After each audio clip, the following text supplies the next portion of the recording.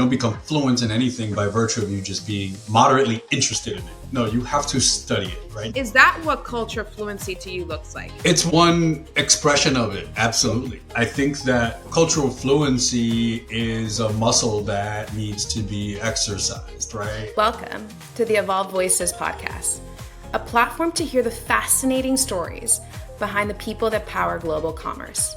I'm Edilsa, a brand advisor, and your U.S. host of Evolve Voices. On to today's story of Cultura. New York City's own Richie Cruz has spent nearly 2 decades shaping marketing strategies for some of the world's most iconic brands, from PepsiCo to Foot Locker. Now as co-founder of JBRC, he's helping brands build a culture-first approach. In this conversation, Richie and I explore what it was like growing up in the city as Latinos, why culture fluency is essential for branding, and how hip-hop, yes, hip-hop, shapes his perspective. Along the way, he shares lessons from career challenges during the Great Recession, building a company with a co-founder, and how you too can participate in culture without feeling performative. Because in this world, we need dual citizenship. Richie, welcome to Evolve Voices. I have been looking forward to this one. I had a podcast with my old college bud and your former PepsiCo colleague, Stinson, and he absolutely raved about you. He was just like, if you want to speak about culture, he is the one. And you're part of some of the most culturally resonant work in a time when culture is the moment. And so I've been thinking about what people will feel when they talk about culture, and is Kendrick at Super Bowl. What am I missing? Like, what's been like the top button that, like, what stuck to you in the culture and moments and recently? Man, it's so interesting. I mean, there's a lot. I think right now it's less about one individual moment, and I think for me more because a lot of the moments I think that have permeated are, I think, less than positive. Right? We're navigating a very interesting time and space in our experience and in society. I mean, Sydney Sweeney. If you think about the domain of commercial brand and and talent, like that, I think is a very recent example of how we, or like a cult, like trying to harness culture and making a misstep, right? And all the different, all of the different reactions, and then reactions to reactions, and then that doom loop that tends to happen. That's a negative example, but I think for me, from a cultural standpoint, it's really answering the question: what does culture mean in the AI era? Yeah, and I mean, it's a very kind of heady question, and I certainly don't have the very singular answer to it. But that that technology is just transforming everything right now, like irreparably. Like, we are not going to be the same, like from a professional standpoint, societal standpoint. Information is going to flow, knowledge is going to build, systems are going to be built in such a more rapid way than they had in the past. And I'm like, okay, well, if culture is our understanding of human behavior patterns, a little bit of anthropology, but also just like the studying of how trends build and how things break through, it's very interesting that AI is going to be the platform that our kids and our generations that precede us are going to be raised on. What does it mean when everyone has access to all of the same information and can now create identities, whether it's digital twin or create stories using the same tools that were I would say we're restricted to professionals and highly technical people in the past. So for me, there will be, I'm an optimist and I'm a techno optimist as well, but I do think we have to figure that out, in some way, shape or form, right? Like, what does human expression, look like? And it's not just about generative, like, AI art, right? That's one very simple way of looking at it. But, there's going to be new platforms. The speed at which everything happens, as I mentioned, is going to change. So like that to me is like where I'm, focusing a lot of my time and monitoring multiple industries concurrently to see, where can we take what we know to be true, excuse me, in the past, and then just like modernize it and supercharge it based on the resources that are available to us now. That's so interesting. I had thought of culture actually being something that might be able to trump AI, because it is, you use so many words about human expression, human behavior, human patterns. And for me, as I look at it, maybe I think that's why culture has become such a buzzword lately, is because as you become things that can be easily replicated, you can't replicate Black Twitter, you can't replicate what's going on in the streets of New York City. Correct. And so it almost is, to me, like culture is the answer to AI as we go to it. But now that you're talking about it, I'm like, there are elements, patterns, even in what culture happens, that can be evolved really quickly. Absolutely. And I don't think it's necessarily only a function of the creative output, right? Or it's the idea exchange that is enabled by the technology's existence, Yeah. right? So it's like all of the steps that allow us as humans and as creative people, to be that much more either efficient, to get to the right answer more quickly, study different periods a little bit more intuitively, right? Like my knowledge base is so much more supercharged because I know what questions to ask, right? And I think Yeah.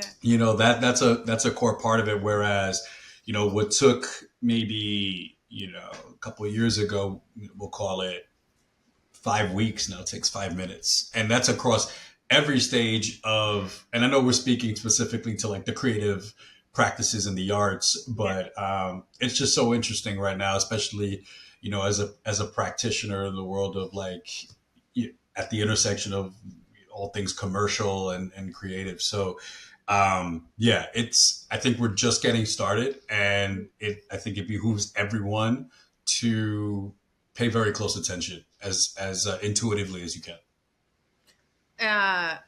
You talked about where it all started, right? And so we're just getting started with AI and culture. Mm-hmm. But I'm intrigued about where it all started for you and culture. This, For sure. again, as you're just raising a question to me that I hadn't even put together in the nuance, right? And studying it begins when we were both passionate about it, and we were products of a city of cultures that are the breeding ground from it. We're both city kids.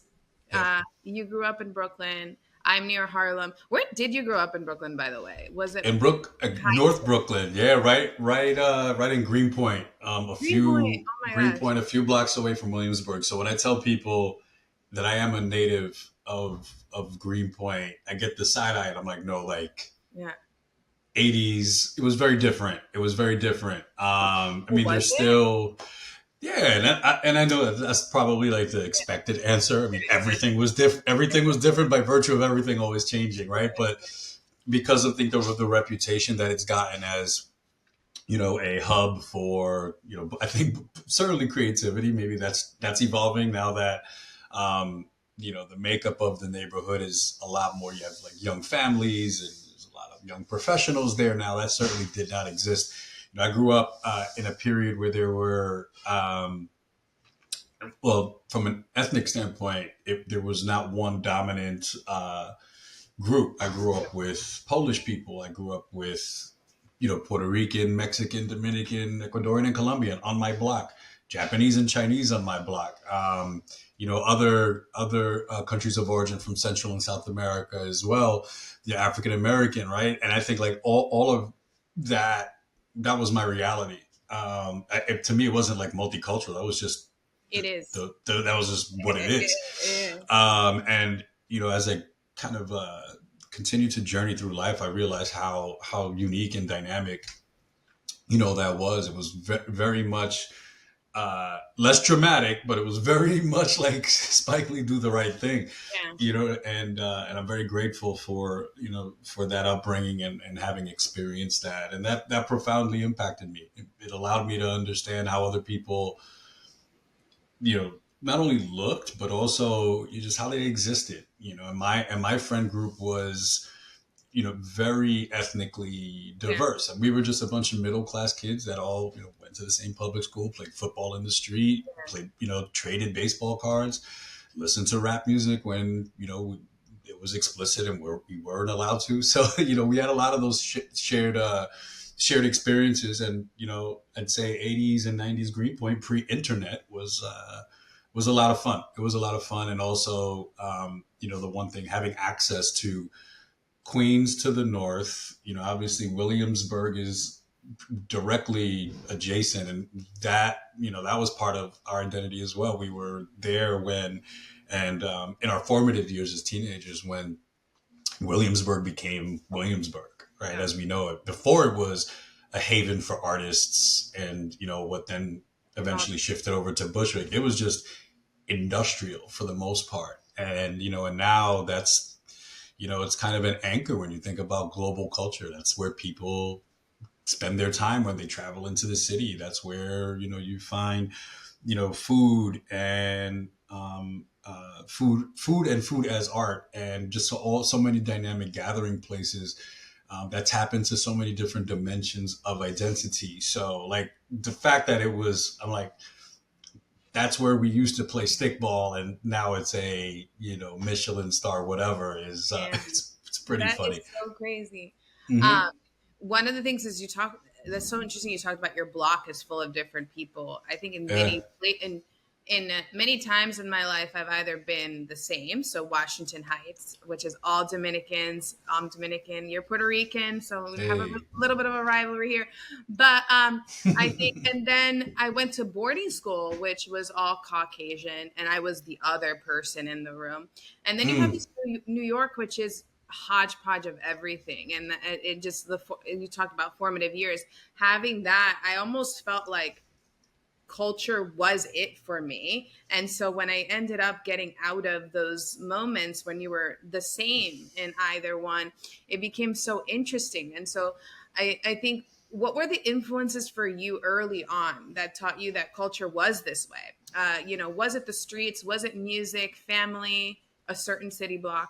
Yeah, I think, and I think there's a thread that we'll discuss throughout the conversation. But for me,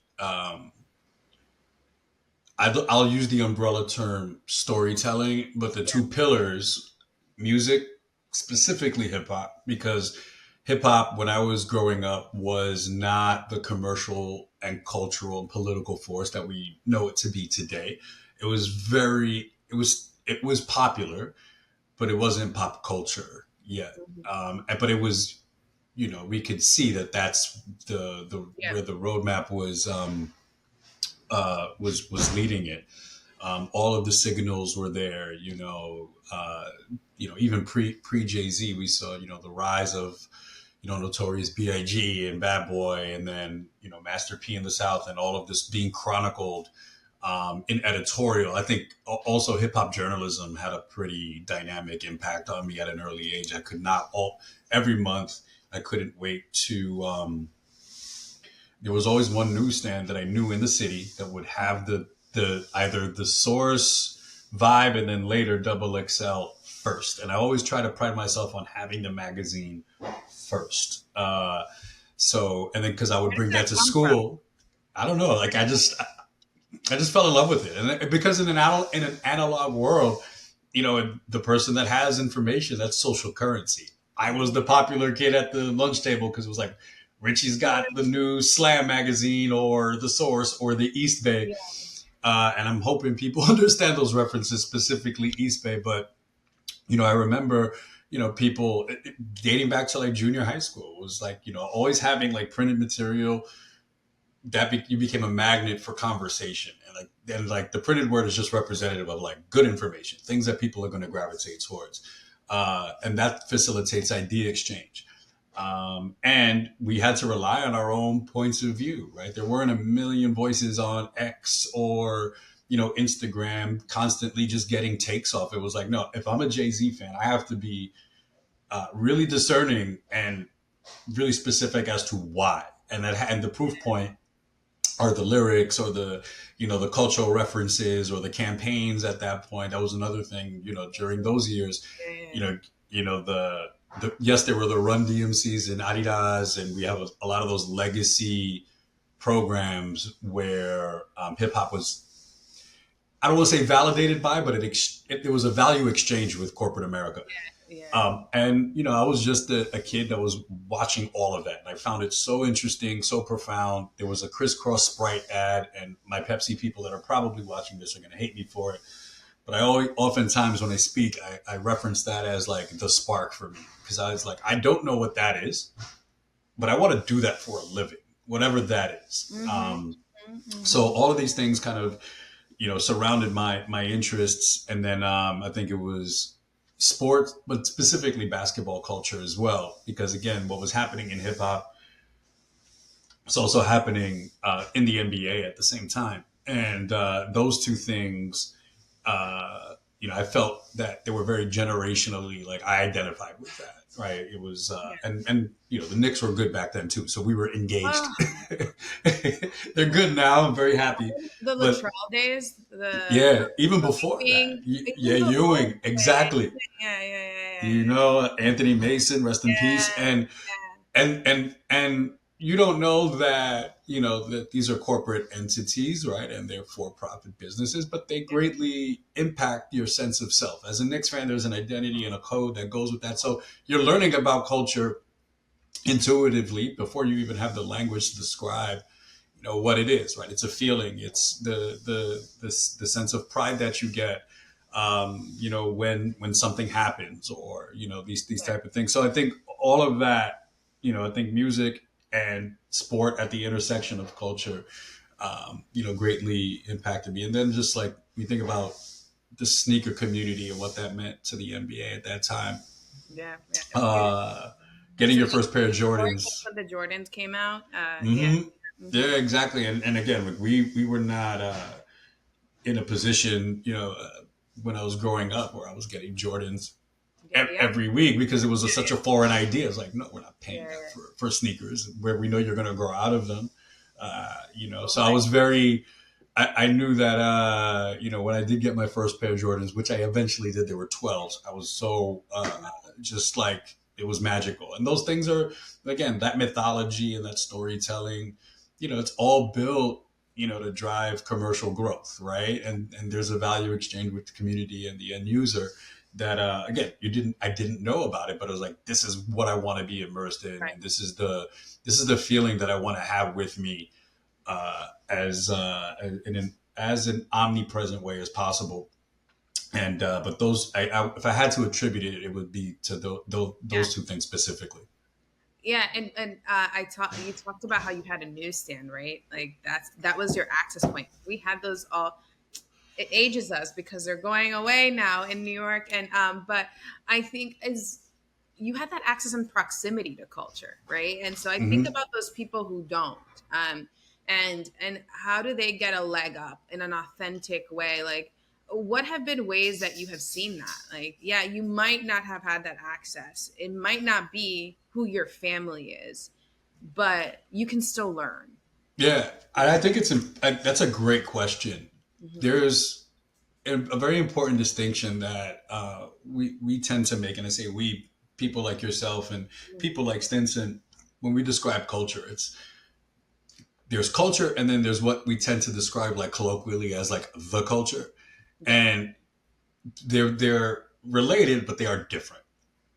And there's so many different cultures that exist concurrently, right? And I think at that point, or what's important, I should say, is to be able to discern, distinguish, be really specific about the language and the thing that you're referencing, so we don't cross wires. Because when we start talking about the culture, as we tend to know it, we have to be also really specific about which communities are we referring to, what are their motivations, their passions, their aspirations, their lived experiences. Whereas we can be talking about, dog walker culture, making it up. There is a culture amongst dog walkers. Dog culture is a big culture. Yeah. And there are groups that form online, or or on social. Online is a very dated term because everything is everything, but That's a culture, right? Like I think, remember back in the day, mommy bloggers, that's a culture. They organize around, an identity that's a very visceral thing, whether it's based on life stage, whether it's based on, any number of attributes. But I think, for me, what people can do is really just pay attention. I always try to think about, observation without interference, right? And just just try to learn, right? And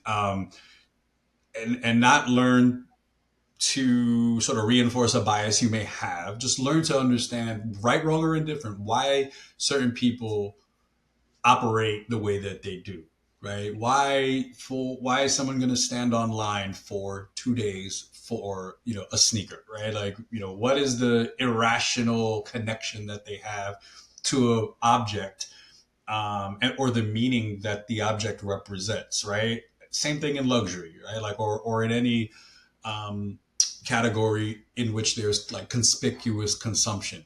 So, but understanding the why, and I think we tend to, when you look at different groups, you realize that there's a lot more that we have in common, based on our humanity than we don't. Um, so I encourage people that, that for whom, culture, it's very intimidating, it's very Yeah. nebulous or abstract. No, it can be, but it doesn't have to be.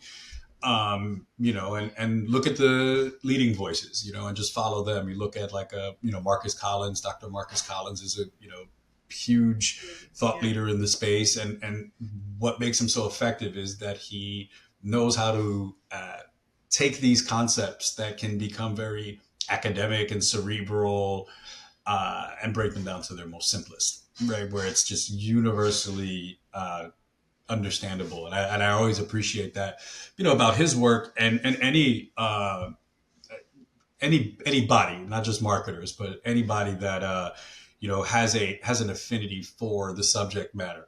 And also, just like, again, information is free. One thing that I tend to do, and I don't, this is not for the faint of heart. I have my own mailbox dedicated to newsletters, whether they're Substacks, just sources of information. I like to immerse myself, even if I don't have the time to read everything. I know where to look when I do have the time. Um, so just following the currents of what's taking place, and then having a system from which to discern, okay, that's interesting, and then that happened last week. Oh, let me just start to train an AI to build my competency. Like, that's available to everyone at zero cost.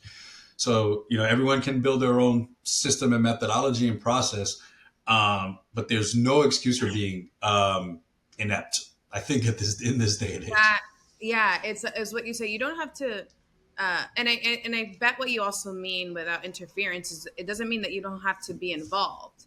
Correct. Yeah, like you can observe, you can listen, but it does like interference doesn't mean that you can't be involved. I think that sometimes people confuse that for no, you have to be curious, you have to learn, you have to be want to understand people, but at the same time it doesn't mean that you have to be an active participant at every single Correct. time, and that there's a place for that. Exactly. And it doesn't have to appeal to your taste. It doesn't Yeah, have to be subjectively relevant to you. You yeah, may not like, but if at the end of the day, if I, as somebody who's, kind of navigating through life, and, in specifically the United States, and we know what, we're going to be a minority majority country yeah, inevitably.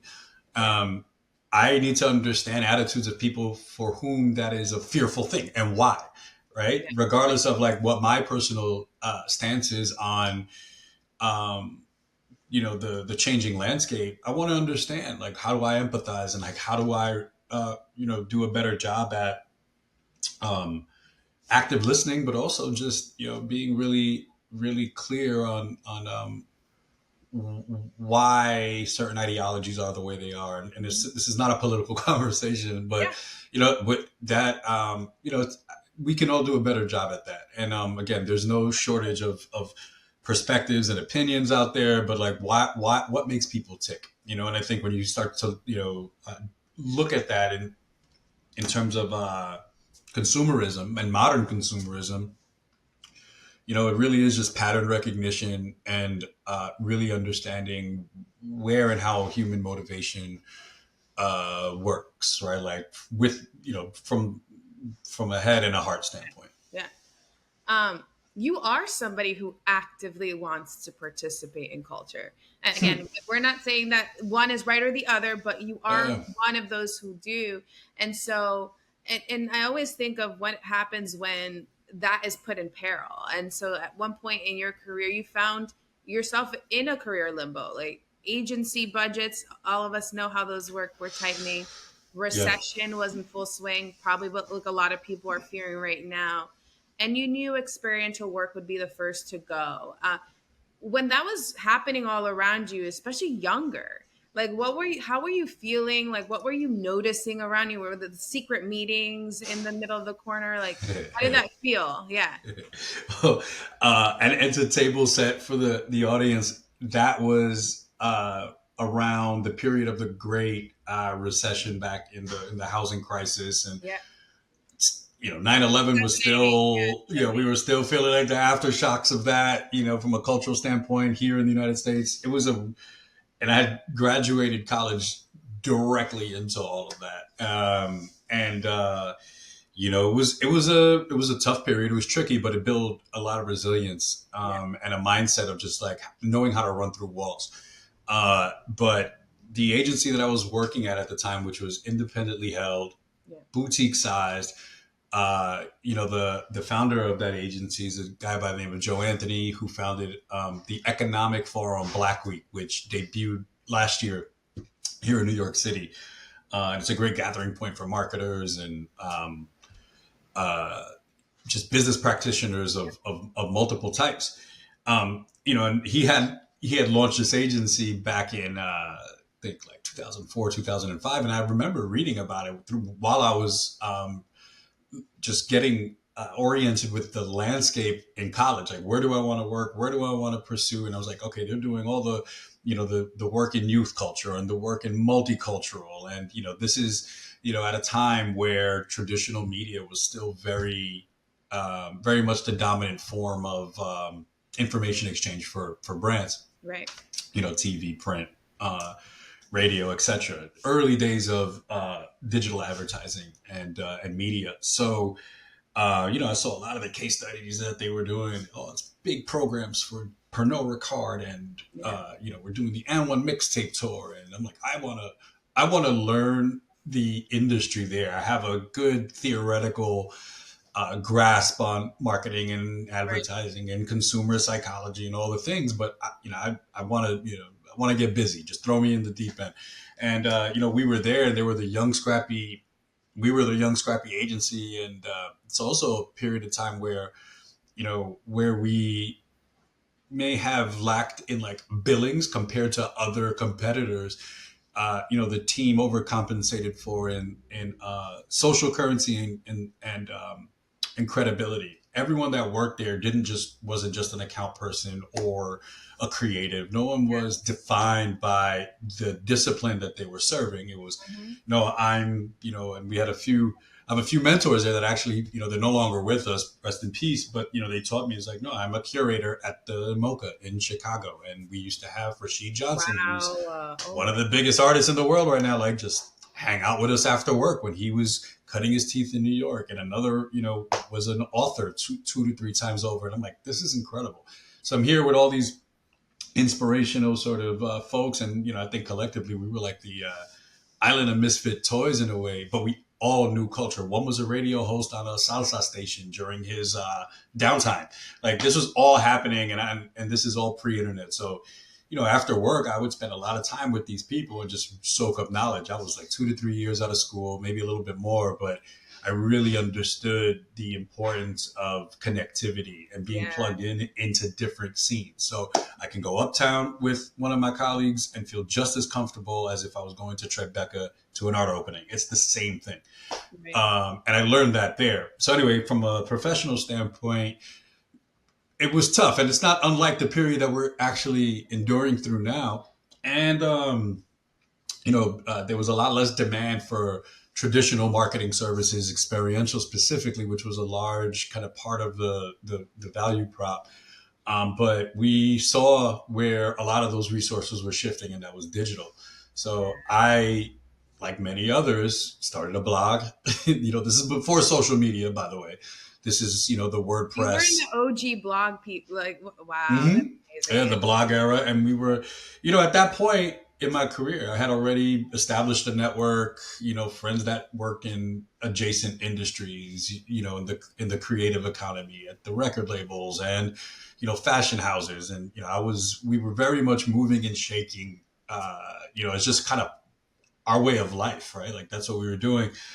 But we all started seeing the hype beasts pop up and, high snobiety pop up. Complex had been, which is a beacon of youth culture, began putting a lot more resources, into their digital footprint. And that's not to downplay the role of experience and experiential, but if, it's just simple math, right? If I can reach 10x the people at, and in a more measurable and attributable way, I'm going to do that, right? And, I remember a lot of fear. I remember there being a lot of uncertainty and like, hey, I'm not a technical not me particularly, but people that were in the industry that were just kind of mid-career or early career, but they were trained on a very specific, they were hyper specialized in a specific Yeah. discipline. Like you got to upskill. You have to. There's no excuse not to. And, as they say, what got you here won't keep you here.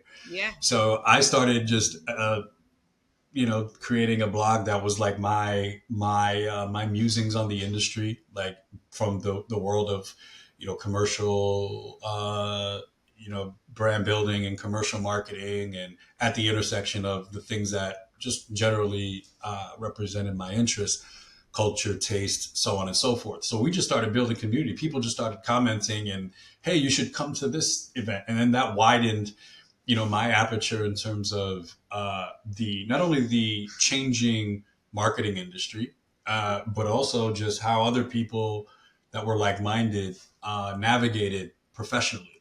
So that had a great impact on me. So I had an opportunity, to attend this one conference that this trade organization called the One Show or the One Club was producing, and I remember being really excited to attend this one session, and inadvertently, I was like scatterbrained, walked into the wrong session Do you remember what early. session you were wanting to go to?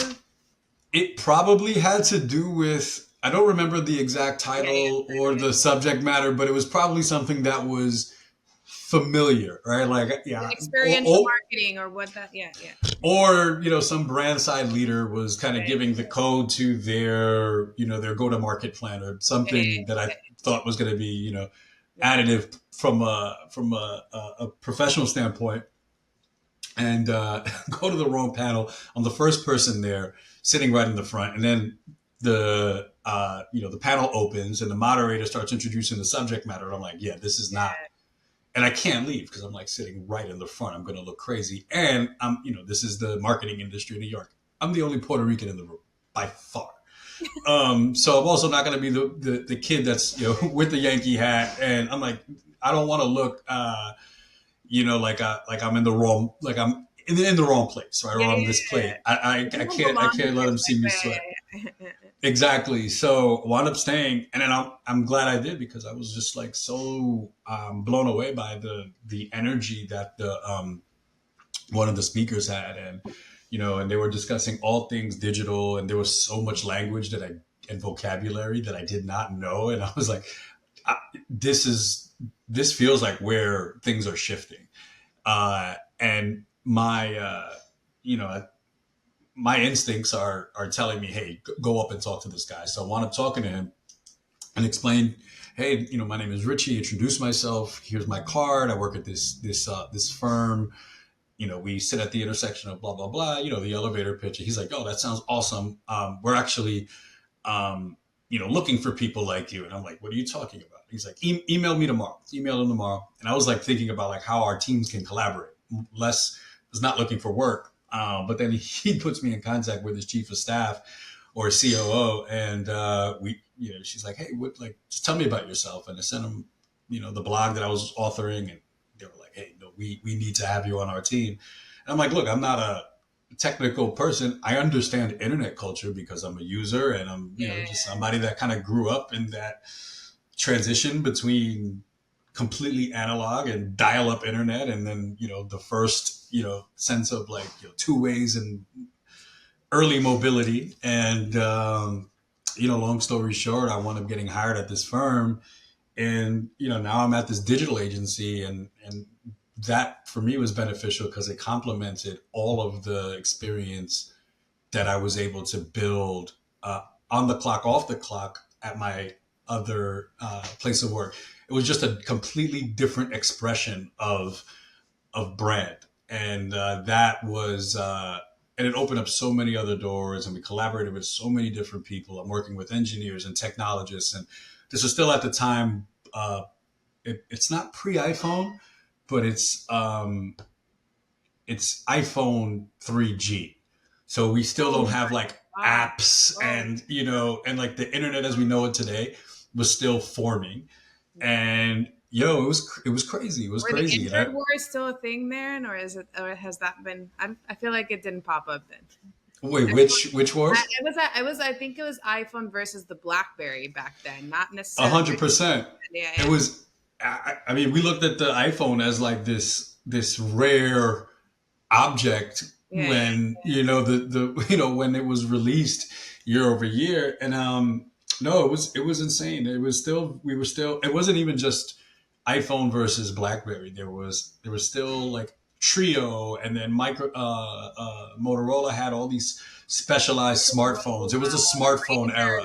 Yeah, it was like the war of the smartphones, and then like who's building the tech to actually reach users at a device level. And I'm not a MarTech, ad tech person. I'm the upper funnel. Yeah. Let's build the story and create the emotional connection to build the business type of person. But during that period, like it was so fascinating. On just like we weren't a mobile first society yet. By far, desktop was still the dominant gateway. So we were building $1 million websites during that period. It was crazy. You know what I love?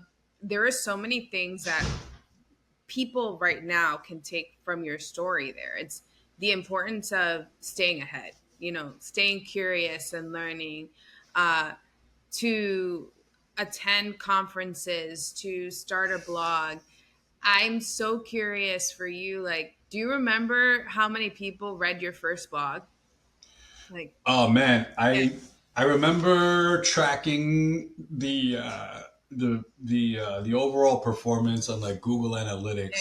I think it wasn't crazy. It wasn't. I wanted it to be like to eventually get the awareness or attention of like a complex, and be like, I want to be the marketing beat reporter, right? And it's crazy. It wasn't a lot, but the people that I did, I was able to reach. And I come to find this out so many years later. Yo, yeah, I heard of that. Oh, I did read that. I'm like, oh my God, that's amazing. And a lot of people during that era that are just intellectually curious, they immerse themselves in culture one way or another.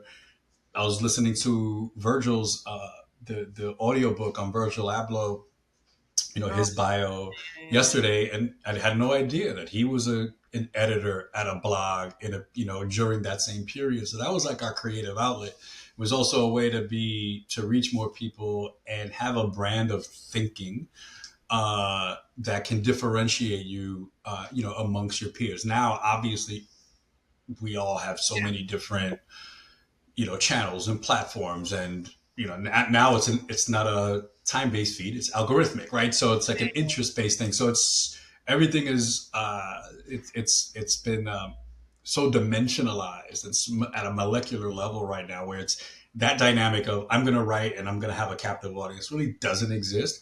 But there's so many, I think today presents so many different opportunities, to create value, even if it's with a smaller amount of people, but they're far more hyper engaged.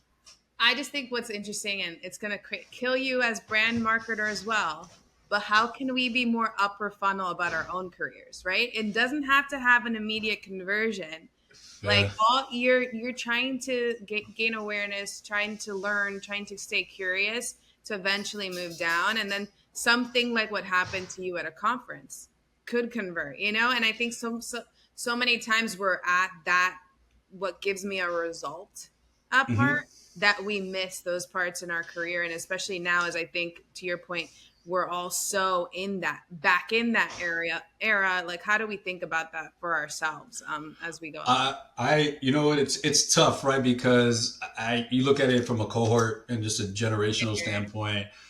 Um, there was a method through which anything that you published Yeah, gets into the world, right? right. Like you refine, you edit. Now, just go. And I think that there's a bias for action and urgency, and unfortunately, with that comes the pressure to people that to young, to just well, younger people specifically, Right. but to just build your. I hate saying personal brand. That's a little But it archaic is. to me, It but is. it is. But to really be smart about your communication style. Like Tyler is fearless, like Tyler the Creator, Oh, right? I Who love I trying think to has create ascended that. in such an incredible way. And I had a chance to work with him early on in his career, and you see the pre and post, like, this guy is just he's he's dropping like Rick Rubin type knowledge now, and it's amazing. But he encourages young people just to put it out because it doesn't matter if it doesn't perform.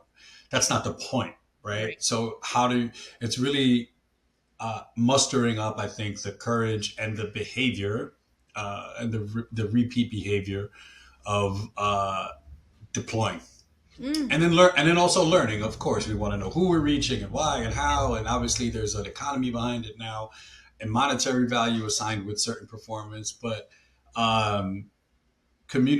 just I think posting and communication is self-expression in a way that is intentional and aligned with the persona that you want the world to engage with is everything. I struggle with it, to be completely transparent. But I mean, we have to find what works for us, and Yep. also find what motivates you. Like if it makes you feel good, that's a good thing, right? And it doesn't need to be the most popular, but gravitate towards that, and then start from there. I really dislike the age that we live in, and it being like this eternal popularity contest. Yeah. I'd rather be around interesting people than Mm. people that are popular for popular sake. Oh man, you're speaking gospel right now. It's exactly. I say the more we're around interesting people, the more interesting we are, the better we, especially in the era of AI, can have like things that are truly unique to say. And I think as again, we talked about just how important culture is to you and how it's infused. But now, when we apply it to a brand, which is your Hmm. passion project, you have a lot of money quotes out there. You're like, culture is not a spectator sport. Culture is not just a series of buzzwords. And earlier you also talked about the convergence of culture. Yeah. It's music, it's sports, it's community, but at the end of the day, what we're talking about here is the core belief that culture fluency isn't a nice to have. It's the foundation of Yeah. any brand, and that's what you're trying to preach with the people, your brands you're working with today. And in your corporate career at Foot Locker, you helped launch as a sneakerhead a sneaker release tied to In the Heights, Yeah. and that is so close to me. Designed for Washington Heights, one of New York's uptown communities. I grew up on 184th and Audubon. So there were exclusive drops at the 181st Street community store and online. So I just felt really like that spoke to me because I just could picture myself as a young girl walking down those streets. And it was a way that you honored place, story, identity, not just the physical product. And so Yeah. my is that what culture fluency to you looks like? Is it It meeting people where they are?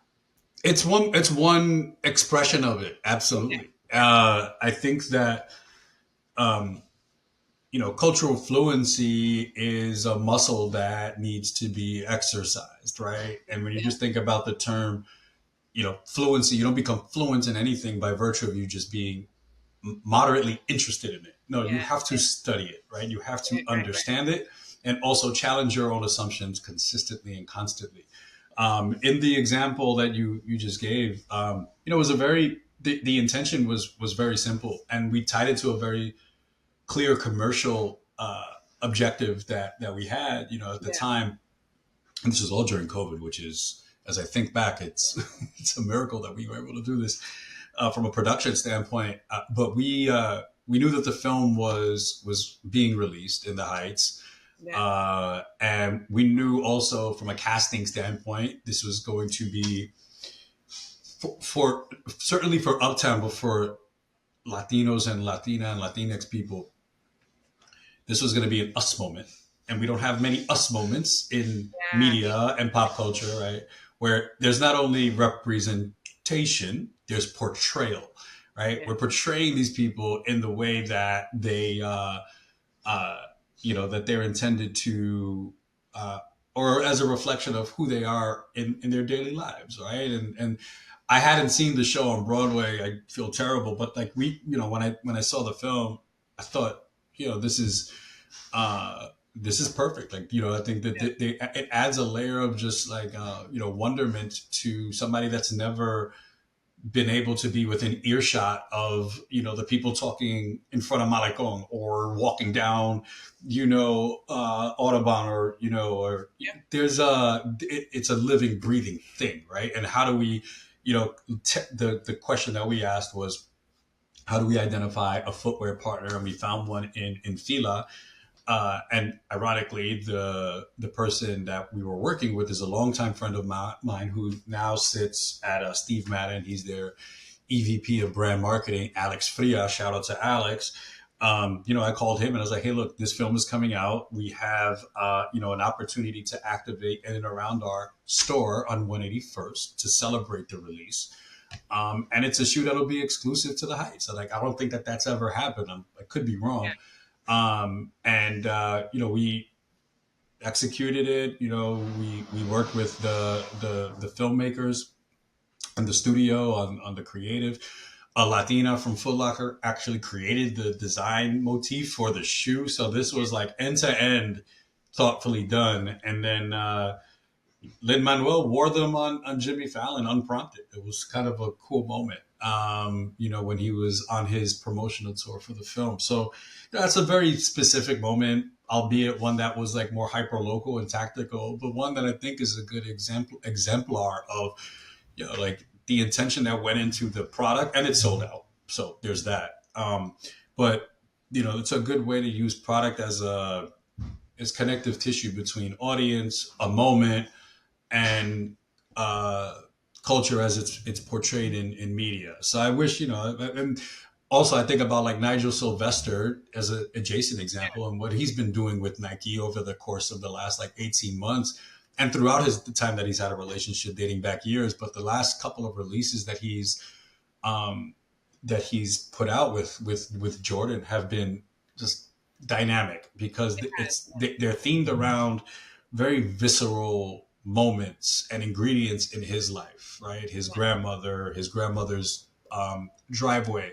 And then the storytelling is rich, and you don't have to be, this is not like hype and what we technically call like energy marketing. No, this is just relatability, right? Like you may not be African American, you may not be from that part of Queens, but it doesn't matter. You can be in middle America and still identify with that feeling. Really? And that I think is it was impressive, and it continues to be. So those are just some very tactical examples, but it can be done in any category, any product category, with the amount of attention to detail, a good brief, I would say, and also just cultural fluency at the top. It has to exist at the CMO level, or at the senior stakeholder level, and then be distributed and encouraged amongst all stakeholders internally and externally. And I think that's the great challenge, right? Learning together, having a learning agenda. How do we want to immerse and really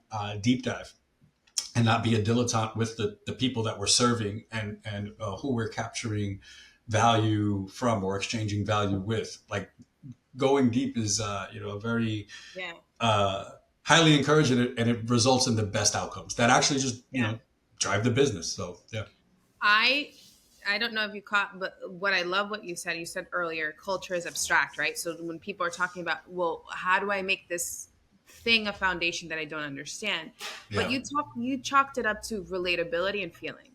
And at the end of the day, if you can relate to people in your strategy and spark emotion, it all comes back to culture as at that foundation, right? Because you're Hmm. actually trying to relate and understand people, which isn't abstract. Relatability is an abstract. Feeling is an abstract.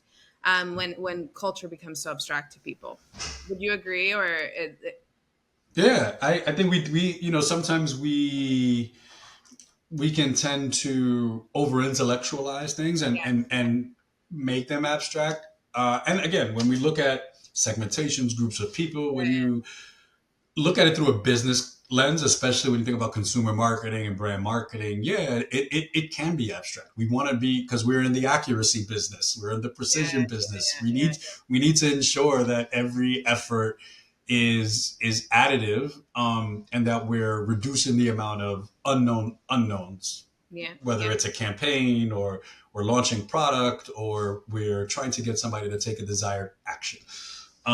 But I think there is a way to, for any organization, there's no one size fits all, clearly, but there are playbooks and methodologies that can layer into the commercial and operational parts of the business. And even just like how your organization is designed, like how do you motivate people to actually go past uh, the 1.0 and go to the Yeah. 2.0, Yeah. and encourage them to learn on in their of their own volition, even if you're not in like a consumer marketing role on a brand. Like I think that's it'll help you really understand like the motivating the factors and the drivers of why people care and how they're also in an age in which attention is diluted and continually becoming rarefied. It Yeah. seems, how to achieve staying power and stickiness. So like it starts and ends with culture, but we can't try to we can't try to only have what they call it, crossover hits. There's a time and a place for that, but there's also like how do you include that in the rhythm of the day to day. You're making the leap now in your brand marketing consultancy with your co-founder. Mm-hmm. I'm a solo founder, so I'm curious about a co-founder journey. And as you tackle culture in a big way, can you take me to the moment you knew, yep, this is my co-founder? Was it back at Pepsi? Was it in a random walk? Yeah, like when did you guys know? Yeah, and I'd be remiss if I didn't congratulate you and shout you out for being a solopreneur. Like it's a journey. It's Yeah. rewarding. It's all the things at the same time, right? Everything, everywhere, all at once. So it's hugely admirable. Yeah. So Oh, thanks. congrats. So Jason Brown, my co-founder in our consulting firm JBRC, we met at PepsiCo, and but besides what we were working on collaboratively, he's from LA and he's African American. I'm of Puerto Rican descent, born in Brooklyn, New York. We're kind of like mirror images of like one Yeah. another, um, but we both share a lot of the same interests and also reverence for the places that we came from, the Mhm. people that we've been able to engage and encounter every stage of our careers. And that I think was our sort of commonality when we first met, and also just our profound interest in everything. He's highly intellectual, but he's also down to argue music Yeah. until we're like Yeah. blue Yeah. in the face, a couple old fashions in, that sort of thing.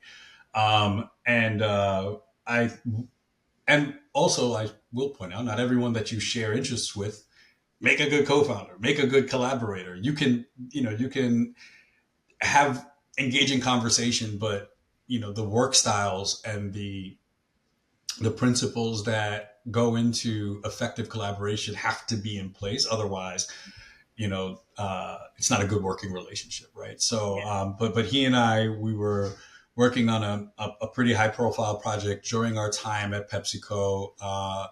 I was part of the Mountain Dew brand team, working with Stinson at the time. in a communications role, and Jason was in sports marketing, and we were tasked with sort of world building around the a new corporate partnership that the organization had invested in with the NBA.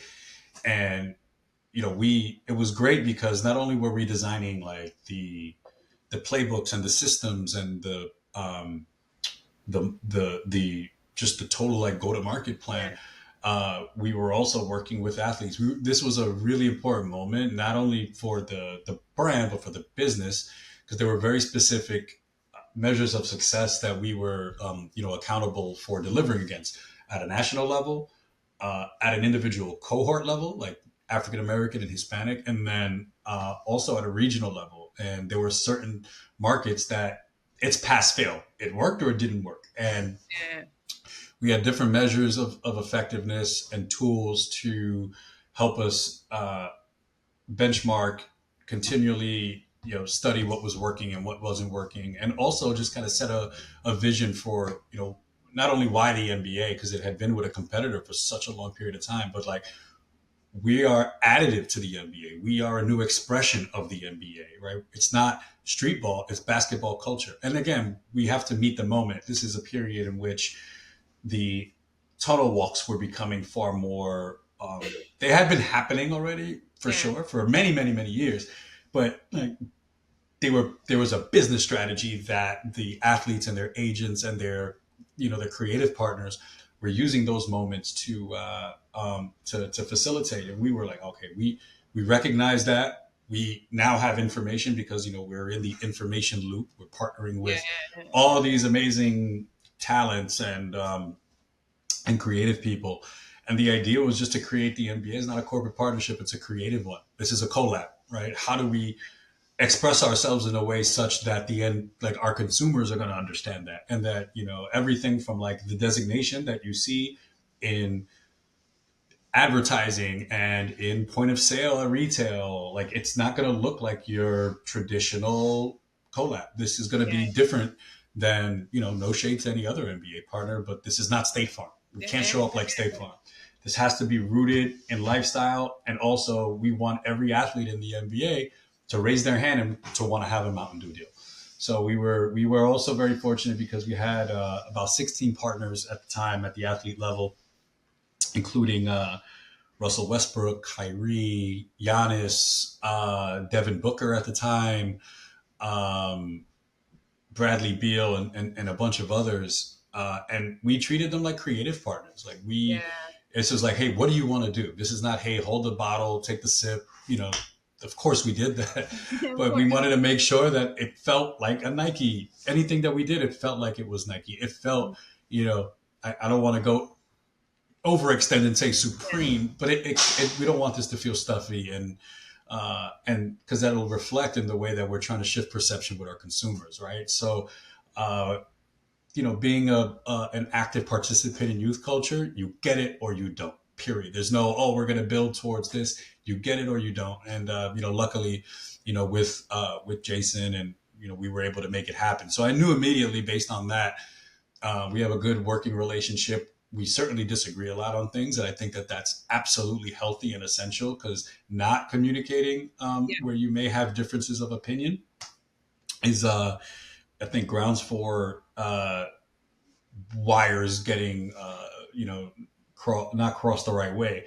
But we made the decision to, and I'll fast forward. We both had wonderful careers after that time at PepsiCo, but about a year and a half ago, we made a decision, as we were both in very similar places in our professional journeys, to build something with. And it started off honestly as a desire to pursue, not philanthropy, but let's create a platform where the younger versions of ourselves don't have to necessarily navigate this industry as how do we remove the friction? How do we share information? How do we fast track people? How do we create better pipelines?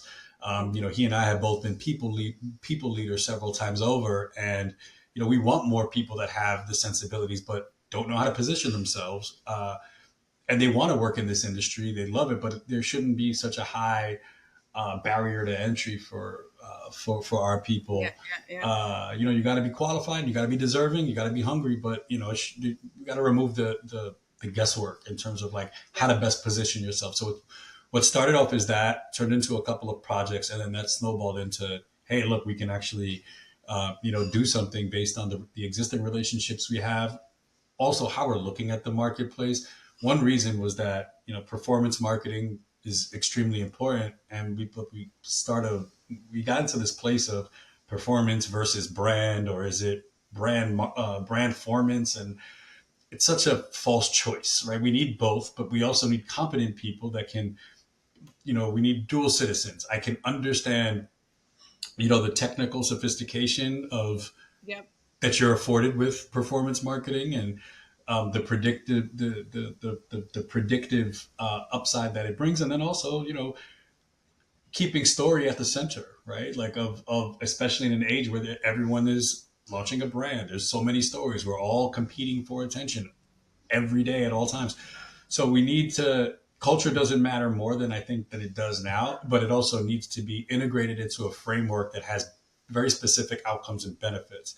So, we wanted to build a practice where senior marketing leaders, CMOs, senior VPs of marketing, et cetera, or any decision-making stakeholder that shares that belief is moving faster and with less guesswork or reduced guesswork by virtue of our efforts. And that comes to life in a number of ways. Obviously, we look at the category, we look at the consumer, we look at the commercial nature of the business. Who are the stakeholders? What does the competitive landscape look like? There's a method that we've built that we continue to refine to ensure that it's not relegated to, just sponsor this or get involved with that. It's not at the tactical level.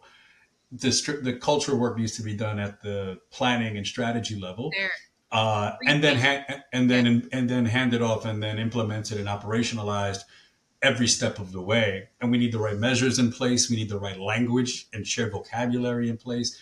So that's what we do. It's a knowledge-based consulting practice, but we also have deep relationships across the creative community that are at our partners' disposal. So if you want to navigate any passion point, gaming, style, music, whatever, anything that is self-expression related in nature, we have relationships there because we've done it.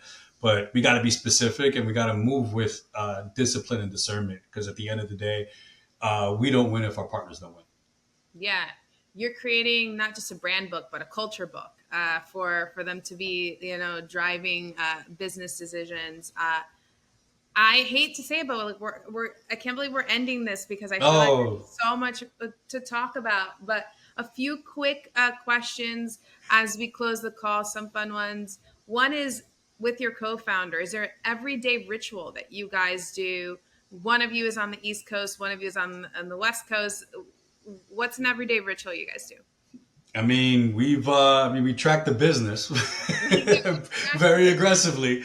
One thing that we do is keep an open line. I think that from a rhythm standpoint, we're constantly sharing information across a number of different verticals, so we can maximize the brain power that we have as we're focusing on specific areas of growth. So we have different areas that we track. One is, consumer VC, and the advent of all of these early stage venture-backed consumer brands that have an advantage because they're nimble and they can participate in culture in a very, very different way than the incumbents. So that's been something that we've been paying a lot of attention to, and just the structure and the operating models of VCs that honestly are becoming a lot more, doing a better job of being in the public consciousness, or at least in the consciousness of like marketers. So I didn't think we would see that 10 years ago. Now we do. That's beautiful. And then also like the arts. One thing about Jason is that, so he's the co-founder and an owner of an art gallery in LA. So him and Stinson talk about this, because Stinson is huge on arts now. Yeah, absolutely. So I think Stinson's actually had a chance to visit, if I'm not mistaken, or he bought a piece from the gallery. But Jason is also not just an enthusiast of, but an enabler of black and brown creativity and art and the economy that goes with that, and and collections and so on. So we talk about all of these things, and not just in terms of our interest and what draws us to them, but I would say the the opportunity that we have to cross pollinate, worlds and connect people that normally wouldn't have been otherwise connected. It goes back to, again, full circle, like being the first person with the magazine. I want to be the first person to see something that no one else does and spark that opportunity. Yeah.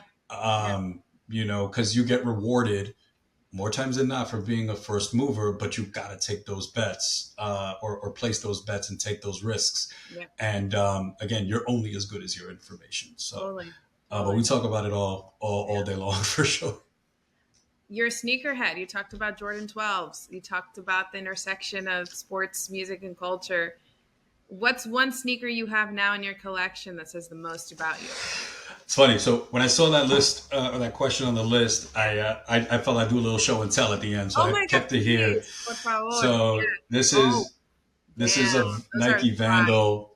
This is a Jeff McFetridge, who's an artist that I've enjoyed for a very, very long time. I've been a fan of his forever.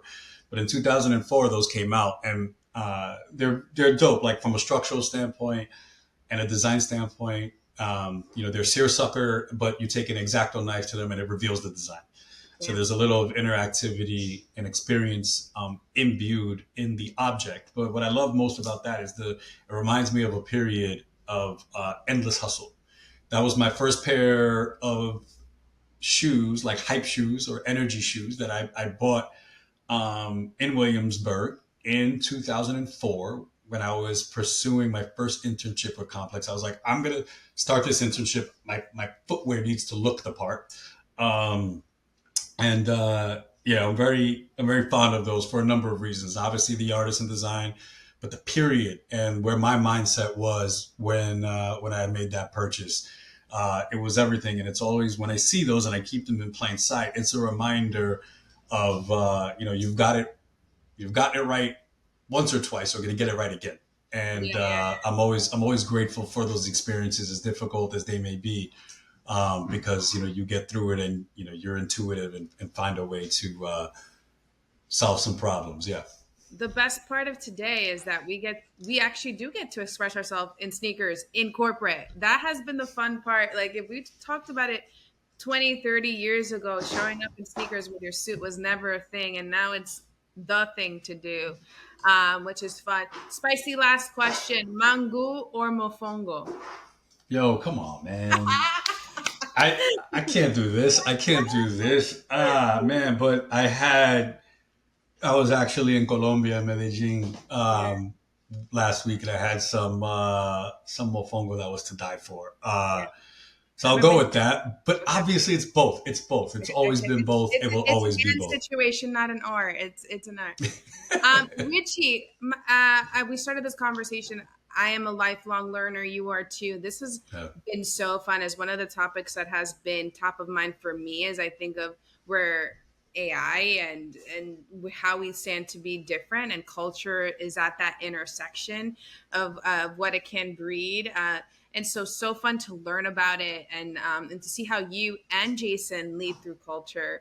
I think a lot of people will walk away asking better questions and what you said, observing without interfering. And so I'm excited to continue to evolve here, stay curious, stay fluent. And I honestly can't wait to have you on next time. I think there's so much more to cover. Would love to. Thank you again. This is always, these are always rich conversations. We never have enough time, but absolutely grateful. Look forward to the next one. And congrats on continuing to facilitate these conversations, because they are important. So important. Until next time. Great. So this was another great episode. Evolve Voices is a podcast from Evolve Commerce Club, the #1 private community, where we connect senior commerce professionals in more than 40 markets. Every week, we invite one expert to share their perspective and their knowledge. If you want to know more about Evolve, look at the link in this episode description to request your invitation. I hope to see you in the next one. Bye!